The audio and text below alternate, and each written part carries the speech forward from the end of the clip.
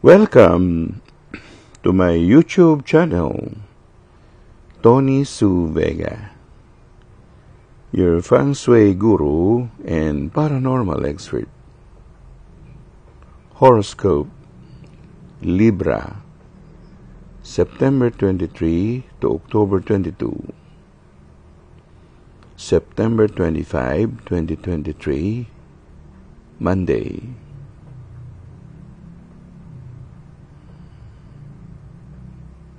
Love aspect. Sa love aspect, nakuha natin ang Alas de Copas o Ace of Cups.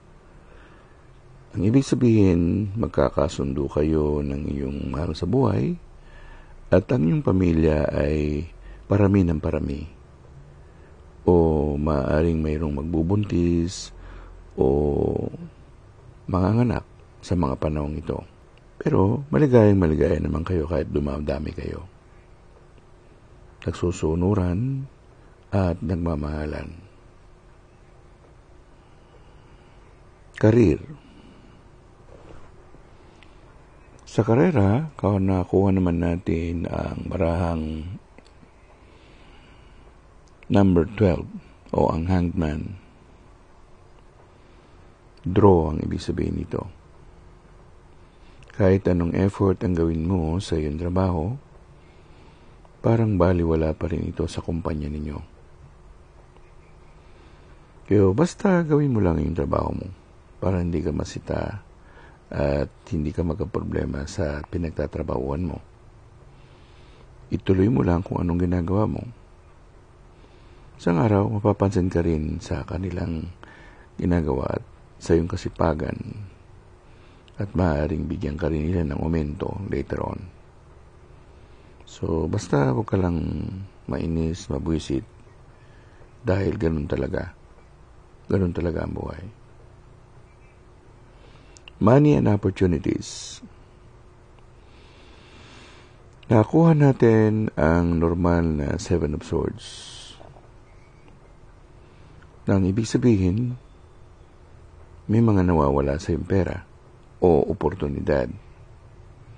Sa pag-ikot ng araw o ng oras, ng panahon, ng buwan, hindi mo natutukoy ang dapat mong gawin para ikaw ay kumita ng pera at magkamal nito. So, isa-isahin mong tasahan ang mga gawain mo upang matumbok mo kung ano ang talaga ang dapat mong gawin para kumita ka ng mas maraming pera. Life coach. Sa life coach, nakuha natin ang Four of Swords na normal. Cuatro de Espada. Sa pagkasabi nito, ang life coach na ito ay nagtutukoy sa domestic o sanay ka na, nahihirati ka na sa mga ginagawa mo. Na ang ibig sabihin, ang katahimikan at ang kapayapaan ay narating mo na. Pagpatuloy mo lang. Kung ano mga nangyayari sa ngayon, yon ay naging produkto o resulta ng mga ginawa mo na dati.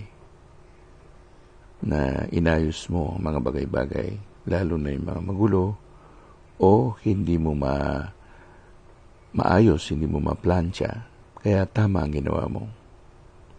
Kaya sabi nga nila, pagkahaba-haba man daw ng presisyon sa simbahan din ang tuloy, na iayos mo na lahat.